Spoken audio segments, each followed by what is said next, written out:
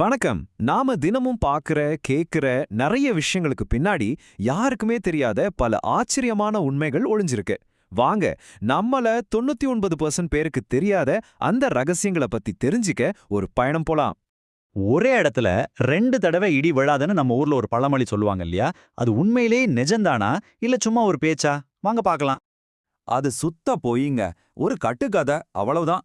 உண்மை என்னன்னா, சில உயரமான இடங்கள்ல ஒரு வருஷத்துல பல டஜன் தடவை கூட மின்னல் தாக்குதான். நாம உறுதியா நம்புற பல விஷயங்கள் இது மாதிரி தான். சரி, அந்த மாதிரி நாம நம்புற இன்னும் சில விஷயங்களை பார்க்கலாம். முதல்ல நம்ம தலைக்கு மேல இருக்கிற பிரபஞ்சத்துல இருந்து ஆரம்பிப்போம். ராத்திரி நேரத்துல நாம பார்க்கிற வானத்துக்கு பின்னாடி நம்ப முடியாத பல உண்மைகள் காத்துக்கிட்டு இருக்கு. உதாரணமா, நம்ம பக்கத்து வீட்டுக்கார மாதிரி இருக்கிற வெள்ளி கிரகத்தை எடுத்துக்கலாம்.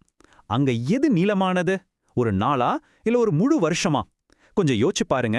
பதில் உங்களை கண்டிப்பா ஆச்சரியப்படுத்தும். இதோ பாருங்க, நம்பவே முடியலல்ல. வெள்ளி கிரகம் தன்னைத்தானே ஒரு முறை சுத்திக்கிறதுக்கு 243 பூமி நாட்கள் எடுத்துக்குது.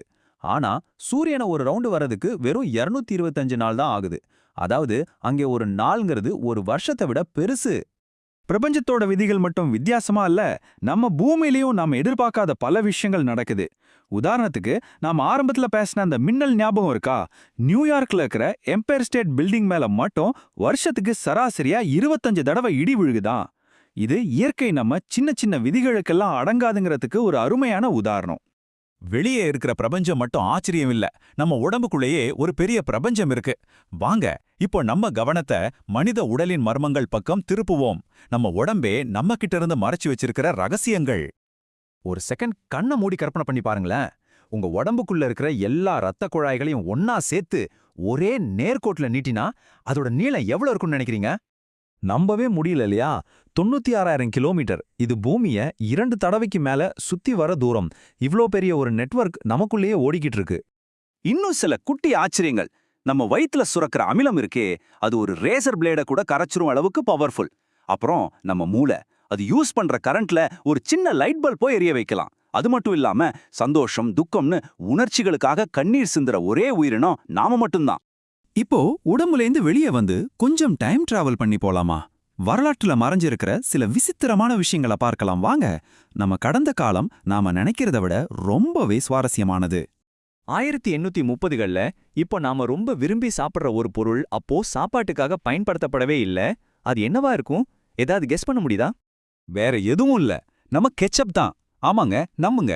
ஒரு காலத்துல தக்காளி கெச்சப்ப அஜீரண கோளாறுக்கு மாத்திரை வடிவுல மருந்தா வித்திருக்காங்க. எவ்வளவு விசித்திரமா இருக்குல்ல? சோ முக்கியமான விஷயம் என்னன்னா, நம்ம அன்றாடம் பார்க்குற பொருட்களோட நோக்கமும் பார்வையும் காலப்போக்குல எப்படி தலைகீழா மாறுதுன்னு பாருங்க. 1834ல மருந்தா இருந்த ஒண்ணு இன்னைக்கு நம்ம சாப்பாட்டு மேசையில ஒரு தவிர்க்க முடியாத பொருளா மாறிடுச்சு. சரி, கடைசி பகுதிக்கு வந்தாச்சு. இப்போ நம்மள சுத்தியே நடக்கிற சில அன்றாட வாழ்க்கையின் அதிசயங்களை பார்க்கலாம். ரொம்ப சிம்பிளான கேள்விதான். கடல்ல வாழற ஆக்டோபஸ்னு ஒரு உயிரினம் இருக்குல்ல, அதுக்கு எத்தனை இதயம் இருக்கும்னு நினைக்கிறீங்க?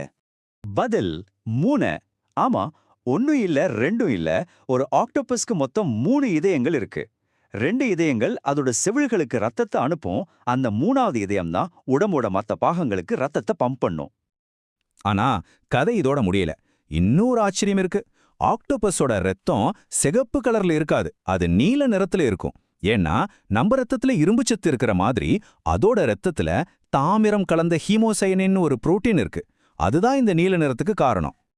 இந்த எல்லா ஆச்சரியத்துக்கு மேல ஒரு கிளைமேக்ஸ்.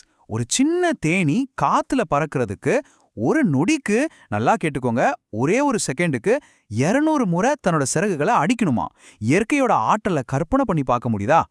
பாத்தீங்களா, இந்த உலகம் இந்த மாதிரி நாம யோசிச்சு கூட பார்க்காத எத்தனையோ உண்மைகளால நிறைஞ்சிருக்கு. நம்ம பார்க்கிற ஒவ்வொரு விஷயத்துக்கு பின்னாடியும் ஒரு ஆச்சரியம் ஒளிஞ்சுகிட்டு இருக்கு. அப்போ அடுத்ததா நீங்க என்ன உண்மையை கண்டுபிடிக்க போறீங்க? தேடிக்கிட்டே இருங்க.